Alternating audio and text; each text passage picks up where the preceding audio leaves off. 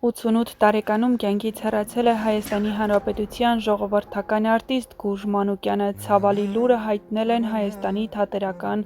գործիչների միությունից։ Սիրված արտիստը վերջին տարիներին առողջական խնդիրների պատճառով բեմ չէր բարձրանում։ Մեր վերջին հարցազրույցն իրականացրել ենք 2021 թվականին իր տան այգում, գրել է Բրավո FM-ը։ Նա համաձայնել էր խոսել անցած գնացած օրերի մասին, հիշել մանկությունն ու դերասանական ուղին։ Նա ծնվել է դերասանուհի Վալենտինա Արաքսմանյանի և դրամատուրգ Ալեքսանդր Արաքսմանյանի ընտանիքում 5-6 տարեկան էի, մայրս տանը դերերից հատվածներ էր փորձում, ես ուշադիր նայում էի ու ասում՝ «Մամ, դու գիժ ես»։ Չգիտեի, որ մի օր ես էլ եմ նվիրվելու այդ գժությանը, որը կոչվում է թատրոն։ Գուրժ Մանուկյանը ծնվել է 1937 թվականի հուլիսի 24-ին, կյանքից հեռացած հայրենասեր արտիստը, որն արժանացել է ՀԽՍՀ ժողովրդական արտիստի կոչման, Հայաստանի Հանրապետության պետական մրցանակի Մովսես Խորենացու մեդալի։ Նրա կարիերան սկսվել է 1958 թվականին Երևանի գեղարվեստաթատերական ինստիտուտն ավարտելուց հետո աշխատելով Կապանի և Երևանի թատրոններում։ Խորհրդային ու անկախ Հայաստանի կինոյում հանդես է եկել բազմաթիվ դերերով, առանձնանալով հոգեբանական խորությամբ։ Դուստրը Լիլիթ Մանուկյանը հայրիկի հետ հանդես է եկել «Ով դու զորություն» անվթարելի ֆիլմում նվիրված Գրիգոր Նարեկացու հազարամյակին։ Լիլիթի խոսքերով այն մասնակցությունն էր Աստծո բաղձալի հանդիպմանը, կյանքի ամենաերջանիկ հիշողություններից մեկը։ Սիրված ու տաղանդավոր դերասանը Բրավո AM-ի հետ հարցազրույցում պատմել է, որ իրենց դաստիարակությամբ տատիկն էր զբաղվում, որն ավարտել էր ռուսական գիմնազիան, անընդհատ կարդում էր, ուսուցչանոցից դուրս չէր գալիս, հենց երկուս էի ստանում։ Դասատուները տատիկիս միանգամից բողոքում էին։ Մենք խուժանային շրջապատում ենք մեծացել, մեր մուտքում գողականները ղումար էին խաղում, տատիկս ասում էր՝ «Դիք վատ բան է, չսորվիք», ու դա տպավորվեց։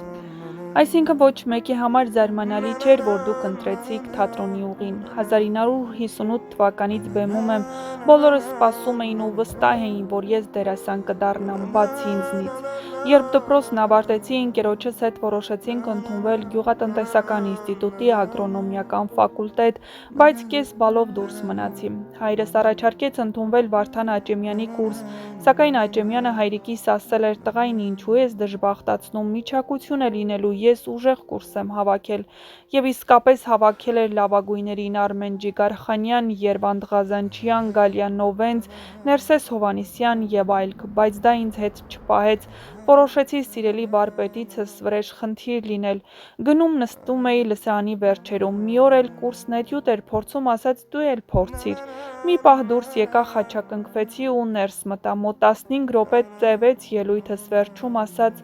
«Ապրես, լավ էր»։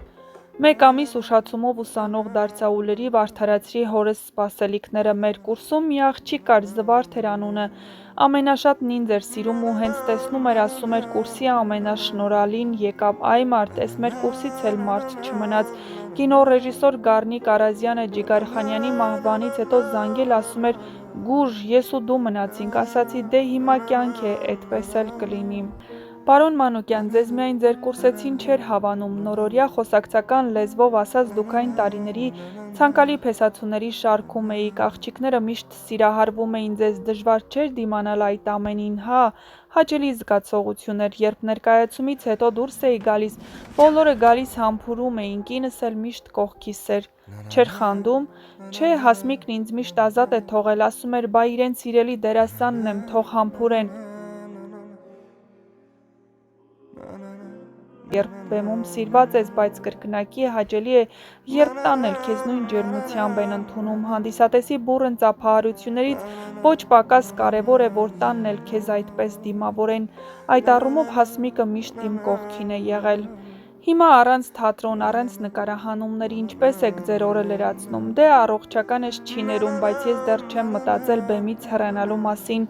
Եղբայրս այն օրը զանգել ու ասում էր՝ «Դու ո՞նց ես ապրում առանց ծափի»։ Ասացի՝ «Դե ինչ անեմ»։ Պատասխանեց՝ «Շուտ լավացիր, բեմը քեզ սպասում է»։ Ներքուստ ինձ պինդ եմ զգում, բացարձակ չեմ զգում տարիքս։ Ծերություն չկա, մարդը ներքուստ իրեն ինչպես զգում է, այդպիսին էլ կա։ Եթե նայում ես հայելու մեջ ու քեզ այդպիսին չես տեսնում, ինչ ծեր, իսկ ես ինձ դեռ բավական ջահել եմ զգում։ Իսկ օրս թորնիկս է լցնում, 2 տարեկան Ռոբերտիկս չի թողնում, որ տխրեմ, աշխարհի չափ ուրախացնում է, իհարկե Լիլիթիս համար խելագարվում եմ, բայց թոռնիկի սերն ուրիշ է, իսկ որ ասում են թոռնիկի սերն ավելի քաղցր է, այդքան էլ այդպես չէ,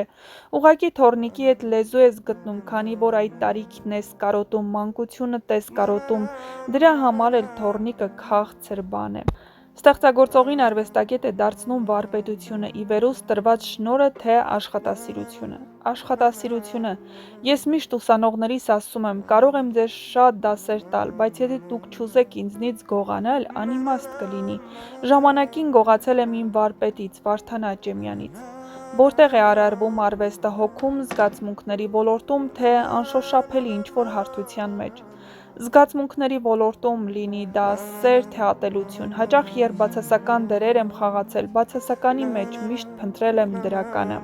Գուժ Մանուկյանը համագործակցել է նաև Արմենիա հեռուստաընկերության հետ նկարահանվելով «Հարազատ թշնամի» հեռուստասերիալում, Թատերասեր հանրության և նրա արվեստի երկրպագուների հիշողության մեջ Գուժ Մանուկյանը կմնա իր կերտած անզուգական և ինքնատիպ կերպարներով։ Գուժ Մանուկյանն այն ստեղծագործողների սերնդի ներկայացուցիչներն էր, որն իր աշխարհայացքով, բեմական ու կինեմատոգրաֆիկ մտածողությամբ վերաձևակերպել է ազգային արվեստի մոդելները։ Նա այդ ավանդույթը վերաիմաստավորել է իր ժամանակի ներսում, դարձնելով այն կենսունակ ու արդիական։ Հայաստանի Հանրապետության վարչապետի որոշմամբ կստեղծվի Գուժ Մանուկյանի հուղարկավորության կազմակերպման հանձնաժողով։